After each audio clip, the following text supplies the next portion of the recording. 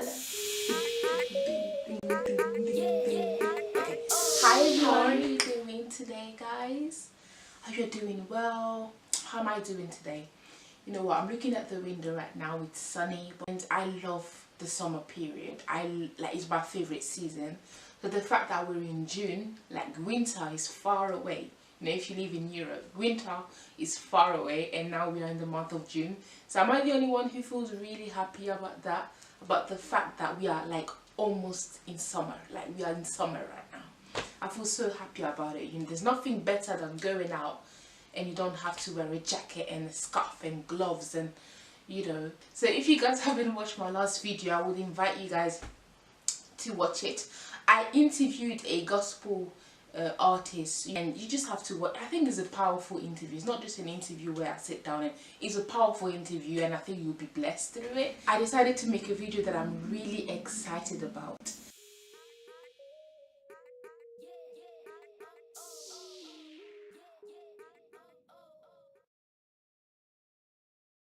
If you've seen the title, you would obviously know what this video is about.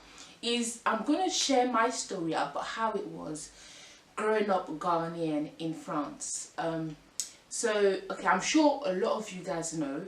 If you don't know, then I don't know where you've been, because apparently I always say it in my videos. So I am Ghanaian. I'm from Ghana. In terms of I'm originally from Ghana. My parents are from Ghana, and they migrated to France, I think in the 80s in the 80s or something like that. So my parents are Ghanaian. I was born in France and I moved to the UK when I was 13, which was in 2008, like basically a month before my 14th birthday. So I basically lived in France all my, I've lived more in France than I've lived in the UK. I've lived in the UK like for that, how long has it been now? 9, 10, 11, 12, 13, 14, 15, 16, 17. Oh, it's been 11 years since I've actually been here. I've been back and forth from here to France, but it's been 11 years. So I've lived in France longer than I've lived in the UK.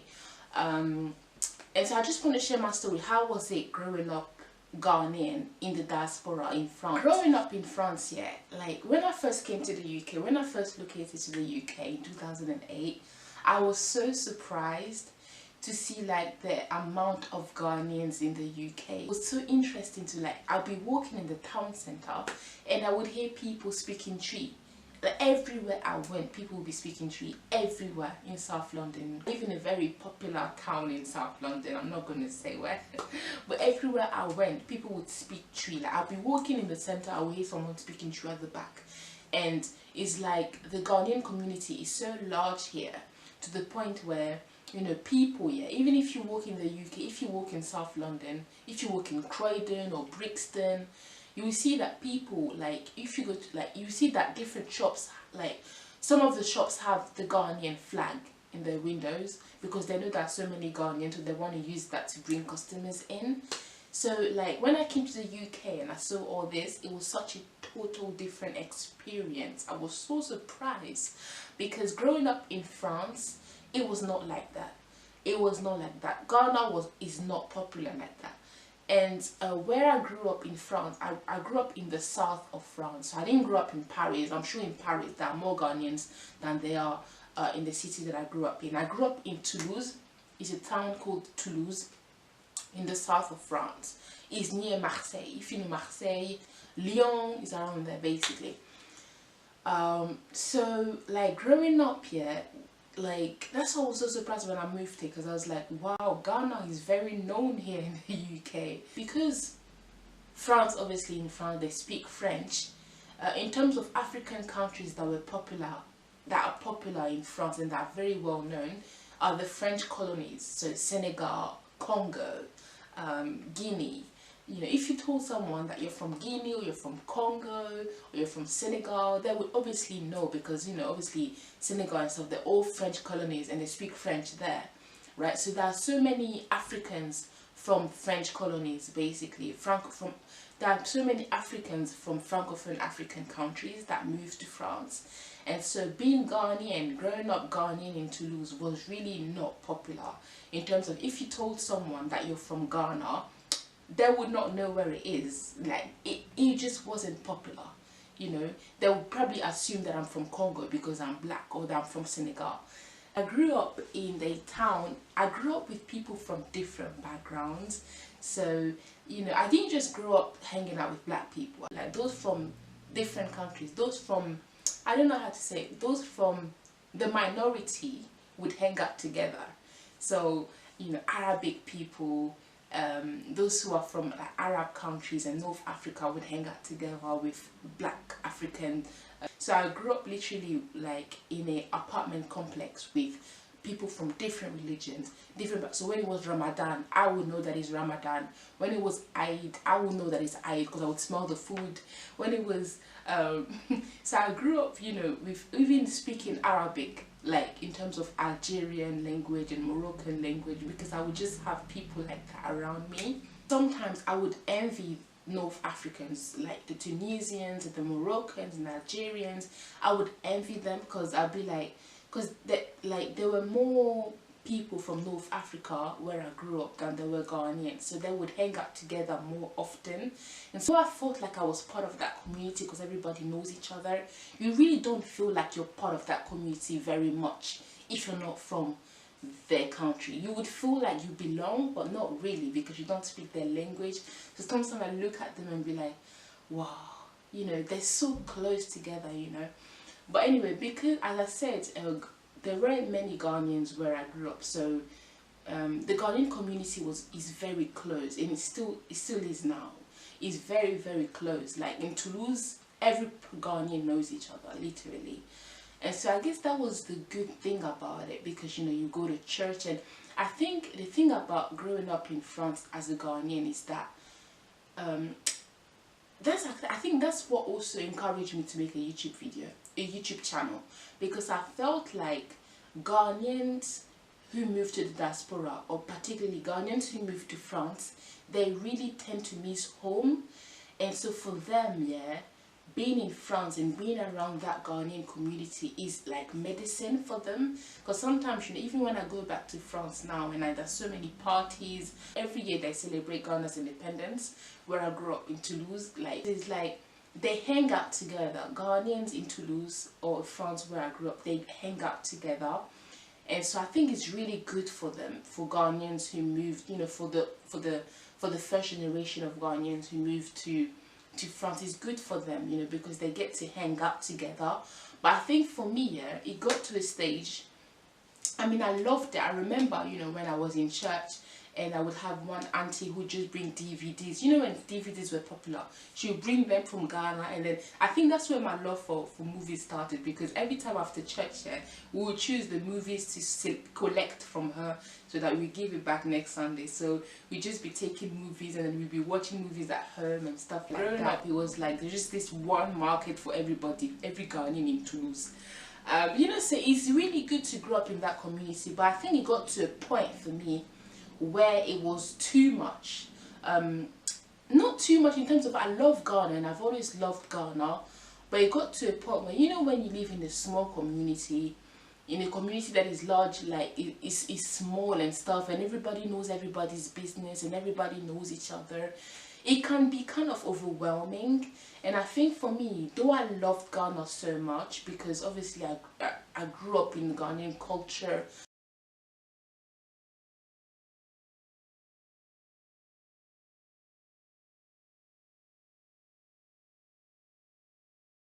you know, and I was never ashamed to be Ghanaian, though my friend didn't know where Ghana was. I think it got to a point where I was stuck and I needed to see the world. And that's why when I go back to France and I see young people and stuff here, going to churches that are predominantly Ghanaians and going to Ghanaian parties and stuff, I think it's good. But thankfully, I thank God that there is school, because when you go to school, you meet people from different cultures. And so I'm thankful for school, because it's a thing where it got to a point where it's like I never went out to see new things. I only hanged out with people that I knew with the same culture and this small community, and I never went out. My eyes never opened to see new things. And so, yeah, I guess that was the downside of it, just being stuck in that Ghanaian culture. sometimes it was overwhelming, especially in a small community. If you're in Ghana, it's not a problem, but in a small community, it was sometimes overwhelming, and I felt like I wanted to see the world, and that's where the UK stepped in. And you know, that's why in my case the UK was really helpful for me, because I got to see different things and I got to go out and experience new things aside Ghanaian. Growing up in Ghanaian in France was, I did experience racism, of course. It's very sad to say, but as a black person in France, that's the downside of it. It's not easy being a black person in France, and I'm someone who is not, I'm not negative. I really don't like negativity, and I always like to be positive. You have to be honest. I have to be honest with you guys and share my experience. One thing I can say is that, you know, I did experience racism. It's not easy. I don't know if even today, it's not easy being black in France. Growing up anyway, it wasn't easy being black. In terms of, I didn't see, first of all, there weren't many black people to take for examples. Like, you know, on TV and stuff, there weren't really many people that I could look up to as a black person. There were like 2 or 3, and even if you watch French movies, you don't really see black people as much. You only see 2, 3 or 4. That's why I thank God for the World Cup, because if you look at, you know, the football players these days, yeah, please look at the majority of black people there. It makes me feel so proud. And things have changed in terms of, you know, if you look at the music scene in France, you see a lot of black people making music and stuff like that. But growing up, yeah, and even just being real, yeah, music and stuff like that is an exception. And I did feel sometimes that, like, I didn't aim for the stars. I didn't aim high, you know, like, oh, I want to work in a bank, I want to work that. I didn't aim this high. Maybe because of the color of my skin or because of where I was from, I don't know. But I remember not aiming very high as a black person. And I do remember also experiencing racism, of course. And the worst thing of that, yeah, la pire chose there, is that I experienced racism from people that are not even white. I won't even say from which, like, where they're from, but they're not even white themselves. And they're not black.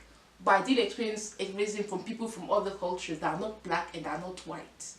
So that's very interesting. And they're not Arabs as well. I'm not even going to shame anything, but I did experience racism. One thing that I want to say, and one thing that I wish I told myself growing up, is that nothing is impossible. There are opportunities everywhere. That even in France, I would never tell someone, like, you know how people say, a lot of people ask me, oh, tu préfères la France ou tu préfères Toulouse? Tu préfères la France ou tu préfères l'Angleterre? And I always say, oh, the UK has more opportunities. But one thing I would never do is to tell someone to not move somewhere because of lack of opportunities. I believe that everywhere you are, you can make up your own opportunities. You know, so one thing that I would tell myself growing up is that the fact that you're black and living in France, or living in a country that is not English speaking, does not mean that you cannot achieve. It really does not mean that you can. I think there are many opportunities in France, whether you're black or you're white. There are many opportunities. You just really have to work a bit harder. A lot of people may stop at what you look like, and then you probably have more to prove as a black person. Il faut juste avoir cette idée dans la tête de dire que moi aussi je peux réussir. Que tu sois noir, que tu sois jaune, que tu sois vert, il y a rien qui est impossible. Il y a des personnes qui vont autour de toi qui vont te dire c'est pas possible, tu peux pas faire ça, tu peux pas réussir. Mais moi je pense que c'est possible. So the fact that I moved to the UK, yeah, it did like open my eyes to a lot of opportunities. It made me think that, oh, as a black person, I can achieve as well. But also in France, yeah, I believe that I would have been able to achieve. I would just have to work a bit harder, a lot more harder, in order to prove myself. But I would have been able to achieve as well. And one thing that I want to say as well is that if you move to a country that is not English speaking, I think it's very important to learn the language.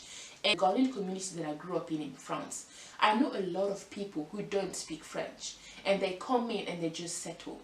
You know, like they come in and they don't speak French, they don't try to learn the language, they just hang out with Ghanaians. And I think it's very important to, if you move to a country that is not yours, to also learn about the culture, the new culture.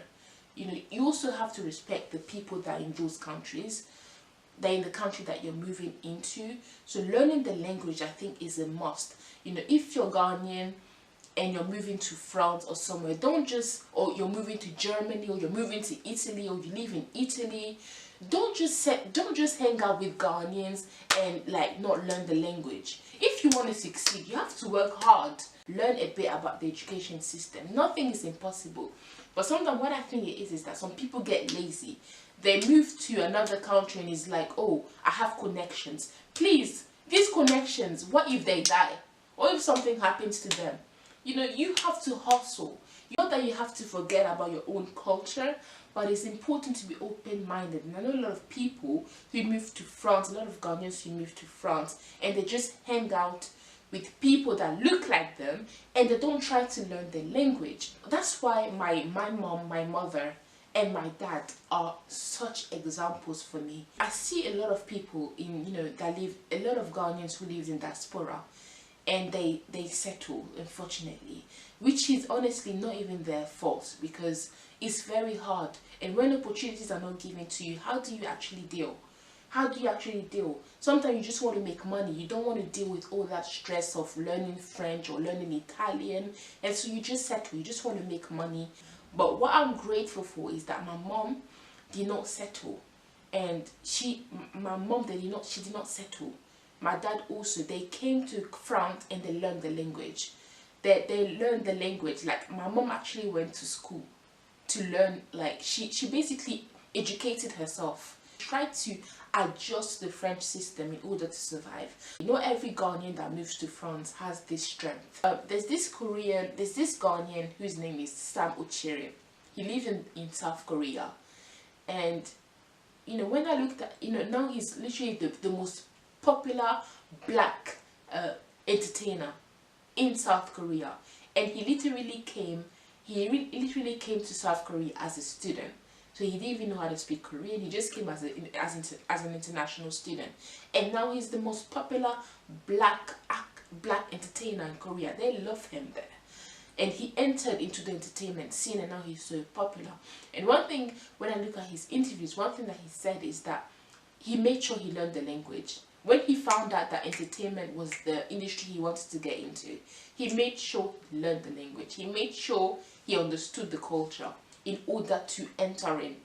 So sometimes, honestly, that's what you have to do. Ghanaian living in a diaspora, is very possible to succeed.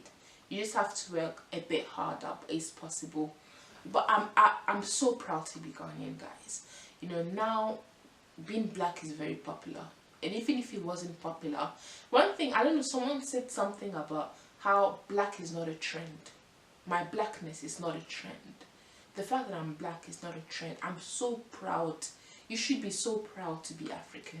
Even if you live away from home, be proud to be African, because you are so beautiful. You are so rich of culture. You are so versatile. And though a lot of people don't say it, you are so blessed, and a lot of people wish they were us. A lot of people wish they were Ghanaians right now. A lot of people wish they were black. But yeah, just love the skin that you are in. Being black, being African is a blessing, and I wouldn't change it for any other thing. Thank you so much, guys, for watching my video. I hope that you guys enjoyed it. See you on my next video, guys. And if you can relate to me, and if you want to share your story, you can leave your comments below and share your experience. Alright, see you guys on my next video.